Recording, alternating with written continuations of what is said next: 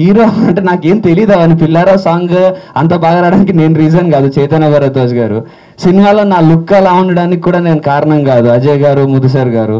And నేను అలా కనపడడానికి నన్ను చూపించింది రామరెడ్డి గారు, నేను డైలాగ్స్ రాసింది సయ్యద్ గారు. ఇలా నేను అలా ఐ మీన్ సినిమాలో నా పర్ఫార్మెన్స్ నచ్చడానికి మిగతా ఇప్పుడు రావు రమేష్ గారు అసలు అలా అలా వెళ్తున్న సినిమాని ఒక్కసారిగా ఒక 100 floors పైకి తీసుకెళ్ళి పడేశారు ఆ డైలాగ్తో. సో ఇవన్నీ జరగడం, ఇవన్నీ నేను కాదు కదా చేసేది, అవన్నీ నాకు తెలియదు. It just happen like that. So ఇప్పుడు నా మీద ఏదో చిన్న పిల్లోడిని ఏదో సినిమా చేసేసాను, అజయ్ గారు చెప్పింది చేశాను, చేసుకుంటూ వెళ్ళిపోయాను, స్క్రిప్ట్ మీద నమ్మకం ఉండింది.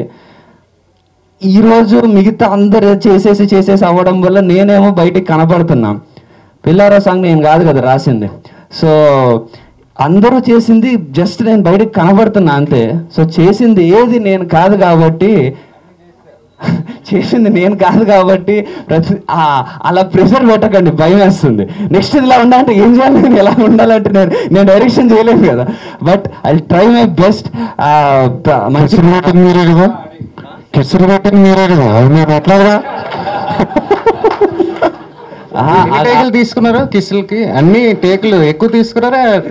ఏది ఏ సీన్స్ కి, ఎమోషన్స్ కా లేకపోతే రొమాంటిక్ సీన్స్ కి కిస్సులకే ఎక్కువ? మరి ఇంకేంటి సార్, అన్ని ఏం చేస్తే అంటారు, మీరే చేసింది. మా అమ్మ అక్కడే ఉంది సార్, కొడుతుంది సార్. అగో పెద్దల మా బాబాయ్లు నానమ్మ అందరు ఉన్నారు, కొడతారు. అన్ని మీరే చేశారు. బేసిక్ గా మిగతా సీన్లు అన్ని చేసి చూపించేటోడు డైరెక్టర్.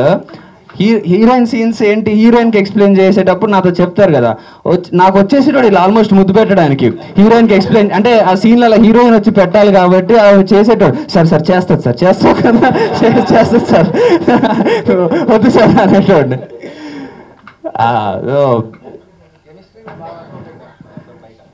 ఇప్పుడు ఏంటి ఫిక్స్ అయిపోయారా మీరు? అదంతా నేను అదే ఏది చేసినా క్రెడిట్ అజయ్కే, ముద్దులైనా అజయ్కే, ఫైటింగ్ అయినా అజయ్కే, ఏదైనా అజయ్కే. లేకపోతే వెనకాల ఎంత చేసినా సరే నాకు కెమిస్ట్రీ వర్కౌట్ కావట్లేదు, ఏం చేస్తారని క్యాబ్ పడేసి వెళ్ళిపోయేటోడు, లేకపోతే కొట్టడానికి వచ్చేసేటోడు. సరే చేస్తాం అని చెప్పి ఓకే 1 more అనుకునేటోళ్ళం. సో అదే బేసిక్గా ప్రతి అంటే అజయ్ థింకింగ్ బియాండ్ ఎవ్రీథింగ్. ఆయన ఏంటో అదొక ఆ మైండ్ని పిహెచ్డి చేయాలని ఉంటుంది నాకు. ఆయన థింకింగ్ కానీ ఆయన అంటే సినిమా ఇంత బాగా చేశాడని కాదు, ఆయన జనరల్గా ఆయన ఆలోచించే విధానమే. ప్రతిది అంటే ఏ పాయింట్ ఆఫ్ టైంలో ఏ పని చేస్తున్నా మనము జనరల్ ఆ పని గురించి ఆలోచిస్తాం. ఆయన ఏ పని చేస్తున్నా దానివల్ల సినిమాకి ఏమవుతుంది, దానివల్ల అక్కడేమి యూజ్ అవుతుంది అని ఒక్కటే ఆలోచిస్తారు.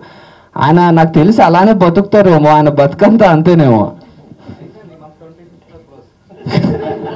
సార్ పెళ్లి చేసుకున్నాక ప్లీజ్ ఏం మారకండి, మీరు మళ్ళీ నాతో సినిమా చేయాలి కదా.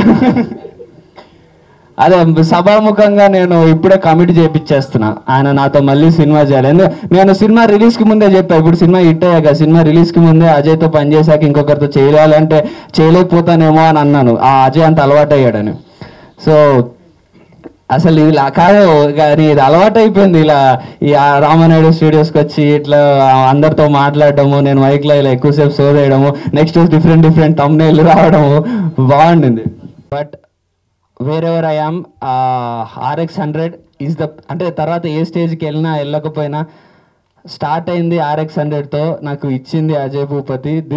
This both of RX100 and Ajay Bhupati will always remain forever in my heart. ఏంటండి వీడియో నచ్చిందా? అయితే ఓ లైక్ వేసుకోండి, లేదంటే ఓ కామెంట్ చేయండి. ఎప్పటికప్పుడు మా వీడియోస్ చూడాలంటే సబ్స్క్రైబ్ చేసుకోండి.